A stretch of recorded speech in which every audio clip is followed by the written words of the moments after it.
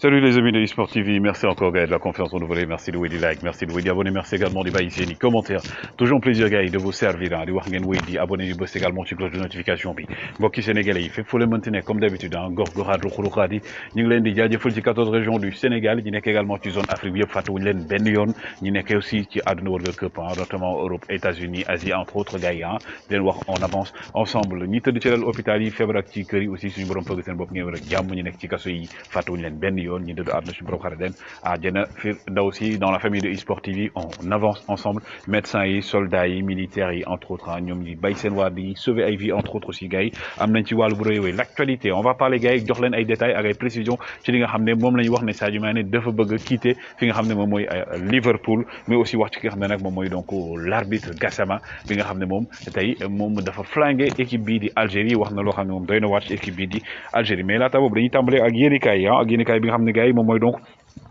stade mu ne Sadio Gana mooy ñaan yi nga xam moom nag seen place européenne yi fi mu ne nii saison déwén bi maanaam saison bi ñëw assuré nañ ko wax Koulibaly ak Bouna Sarr mi nga xam ne aujourd'hui aussi ñoom ñi ngi wéy di gëm ne mën nañ jël championnat bi foofu noonu ci seen i dëkk bu fekkee ne sax waa Bayern ñoom ñoo jiitu mais aussi yéen kaay bi di record ak ki nga xam ne aussi moom kenn du ko présenté aujourd'hui mu Luis Fernandez wax na ci li nga xam ne mooy donc équipe nationale du Sénégal nee na Sénégal mën na def équipe yi la nekk ci mondial mën na leen teg lu métti wax na aussi ne Aliou Cissé fi mu yegg tey bettu ko benn yoon mais aussi Casa Sport ak aussi jongante yi nga xam moo am championnat ligue wax nañ ci yéen kay bi di AS moom moo ne en blanco en blanc mooy que ne ren saison bu FC Barcelone moom c'est une saison blanche mooy amu gagné wuñu benn trophée amul benn trophée boo xam ne tey waa Barcelone mën nañu wax ne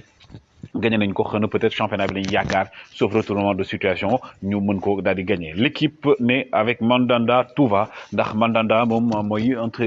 góolu fi nga xam ne mooy Olympique de Marseille moom nag gannaaw ba nga xamee ne moom kii di Sampaoli moom fa ñëwee dafa indi woon concurrence démb nag moom moo leen sauvé ci match boo xam ne ñoom ak ñi nekkoon mooy PAOK Salonique Mandanda bokk ci gars yi nga xam ne tey bu Marseille gagné tax na ko VAR bi nag gars yi comme je le dis le jeu concours continue dinañ joxe résultat yi week-end bi balaa ñu lancé waat beneen jeu concours les sponsoring et tout également ceux qui veulent intervenir venez ñu xool nan lañ koy mën a defee ñëpp gis seen bopp NBA Stephen Curry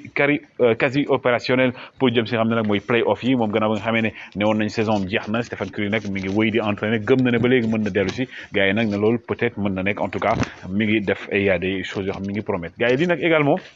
nekkoon loo xam ne tey mooy examen benn composition la bu amoon fii ci Sénégal donc ñoo nag ñu ne instant yi ni ca Thiès la woon sujet bi ñu génne mooy commentaire bi nga xam ne Lilian Gatoun defoon na ko ci penalty Sadio Mané ci Coupe d'Afrique bi donc loolu lañ joxe woon sujet composition mais aussi félicitations à Mamadou Diallo nga xam ne moom moo remplacé Ngala Sylla à la tête de l'équipe nationale du Sénégal de beach soccer Mamadou Diallo également nekk un grand attaquant de l'équipe nationale du Sénégal nekk nit ko xam ne aussi nit ku simple ku am expérience la yàgg na aussi suivre lii parce que moom aussi joué na li nga xam mooy beach soccer bokk na ci njëkk a tax Sénégal am ay raaya muy sur le plan continental et aussi bokk aussi ñu nga xam ne tey bu beach soccer amee fu ñu egg moom bokk na ci donc ñu koy wax félicitations Mamadou Diallo et bon courage par rapport à la suite mais aussi ki nga xam ne moom mooy donc le nouveau sélectionneur de l'équipe nationale locale aussi Pape Thiaw tamit félicitations à lui parce que c'est bien ngay gis gars yi Sénégal dynamique bi ñu nekk di jël anciens internationaux di leen jox suñu équipe nationale am lu ñuy développer am aussi benn continuité bu ñu indi et pour le football local c'est bien mais également Demba Mbaye félicitations parce que Demba Mbaye gars yi pour moi c'est quelqu'un boo xam ne mën nañ ko saluer war nañ ko saluer parce que c'est un entraîneur émérite tey li muy gagné peut-être fële na leen mën na ko bañ a wax mais bu ñëwee ne day représenter Sénégal parce que également c'est un patriote et loolu la ñuy laaj doomu Sénégal yi donc aujourd'hui aussi gars yi donc ki ngeen di gis nii nag di Anderson donc Robertson bu Liverpool Robertson donc moom ñoom ba léegi qualifié gu li nga xam ne moom mooy donc coupe du monde yi ñoom barrage bi nag ñoom ak Ukraine ñoo war a daje gannaaw ba nga xamee ne seen match bi dañ ko reporté woon ndax problème yi amoon foofu noonu ci Ukraine ñoom nag bu fekkee ñoom Ukraine gagné nañ ko ci gagné yaay dajal nag Pays de Galles bu ki nga xam ne mooy donc aujourd'hui donc bu qualifié pour mën a dem li nga xam mooy barrage coupe du monde le Pays de Galles donc qui est attendu Barcelone aussi mauvaise nouvelle pour Pedri ba moytu saison presque jeex na parce que blessure la am donc blessure bi gars yi confirmé nañ ko ñoo tax ñu naan wóorul sax Pedri jouer saison bi ki nga xam ne aussi moom mooy donc Kevin De Bruyne xam naa ne waa Real ñu ngi doon wax naan yàlla bu mu wér Kevin De Bruyne sur les informations match par Liverpool du ko jouer mais match Real bi peut-être mu jouer ko ki nga xam ne wóorul kay mooy Kyle Walker parce que Kyle Walker dañ gis ne blessure moo gën a grave li nga xam ne aussi mooy Manchester United Eric Bailly moom fi mu ne nii nee na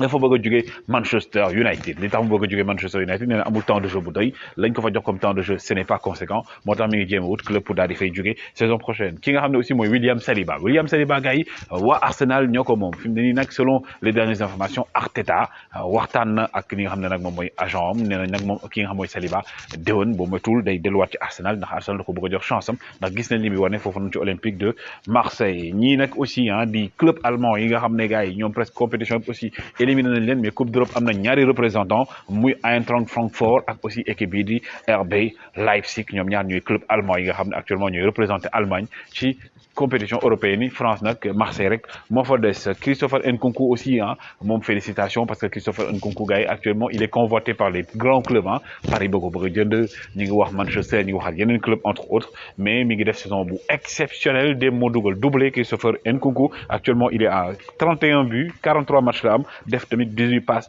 décisives fi mu ne nii sax gars yi ñi ngi naan Christopher Nkunku est-ce que du yóbbu Griezmann bon ci équipe nationale de France parce que boy bi machallah il est sur une bonne dynamique et sur une bonne logique mais également du côté de Marseille am na beneen joueur boo aussi gars yi ñi ngi naan moom Didier Deschamps war na ko mën a jox chance am muy ki nga xam ne mooy Dimitri Payet moom gars yi il est à 39 matchs 14 buts 12 passes décisives moom moo qualifié loo nga xam ne mooy Olympique de Marseille parce que aller bi moo dugaloon but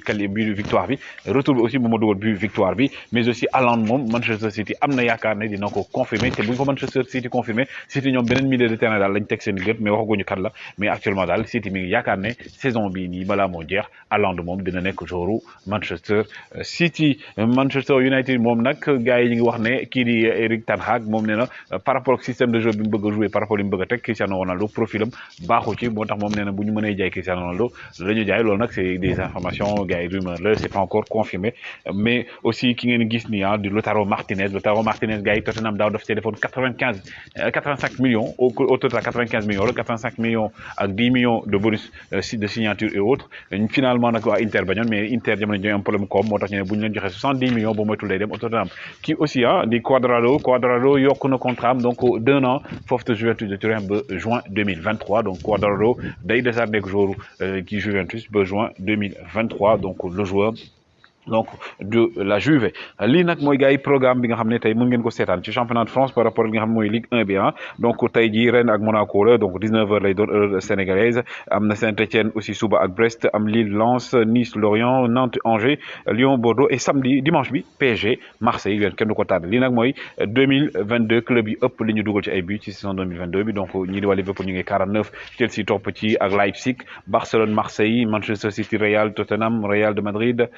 Real Betis ak Bayern ñu ñoo ëppal lañ dugal bi nag équipe yi nga xam ne ñoo gën a décisive ci nga xam ne mooy championnat bi Bayern moo nekk ci kaw par match 2,97 Liverpool topp ci Borussia Dortmund Bayern Leverkusen Manchester City PSG Leipzig Stade Rennais Chelsea ak Inter de Milan mooy équipe yi nga xam ne gars yi nag en matière de pourcentage de buts par match ñoom ñoo gën a décisif li nag Série A la championnat italien bi ñi bëgg a seetaan match yi tey lay commencé di ngeen ko La Spezia ak Inter de Milan Milan AC Genoa Juventus Bologne suba la donc match yi ak ni heure GMT bi la nag ñi nga xam dañ ko suivre ci chaîne canal bi donc ça c'est le programme de la Série A jëm ci nga xam mooy Espagne tamit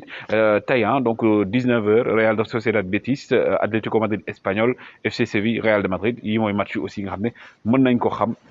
mën nañ ko am bokk seetaan ko mais ki ngeen gis nii nag di Bakary Gassama donc l'arbitre bi nga xam ne moo arbitré woon matchu Cameroun ak ñii di Algérie moom nag gars yi wax nañ ko lu nekk moom nag génn nee na algériens yi bu fekkee ne da nga ne arbitré bu ñu gagné ñu ne yaa gën a aay bu fekkee ne gagné wuñu ñu tam la jégalu tam la dëmm benn côté moom nee na aujourd'hui mauvaise foi ak xam la ñàkk fair play la Algérie yi wane et que moom nekkul ci détail il fait son travail kenn mënu ko corrompre kenn mënu ko dugal ci ay yenn caaxaan yi tout et tout arbitré match bi nee na ñi waroon gagné ñoo gagné donc moom il reste ouvert ak li nga xam ne mooy mi ngi déglu fi nga xam ne fa la mbaxane doone benn ci wàllu football bi mais moom il a la conscience tranquille nee na Algérie yi nañu xoolaat seen comportement parce que mënoo ñëw tey nga arbitré gagné ñu ne waaw kii moom aay na il a fait un match correct bu ñu leen gagné rek ñu commencé wax arbitre ñu sàcc arbitre ñu kii arbitre ñu corrompe nee na loolu noonu tey moo xaw a yàq football bi mais aussi football bi du côté de Liverpool Jürgen Klopp on en parle mais tey Sadio Mané selon Goal je donne la précision source bi Goal donc Goal moom moo ne kii di Sadio Mané dafa bëgg a jógee fi nga xam ne mooy donc ca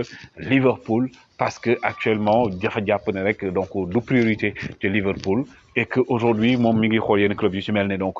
di Barcelone ak Real de Madrid parce que nee nañ depuis ñu Luis Diaz bi dafa mel ne gars yi dañuy préparé mu demam mais aussi ñàkk considération bi biñ ko jox moo tax aujourd'hui Sadio Mané moom il réfléchit et que Liverpool tey du nangu bàyyi Sadio Mané mu dem librement parce que bu demee librement dañuy perte parce que contrat am juin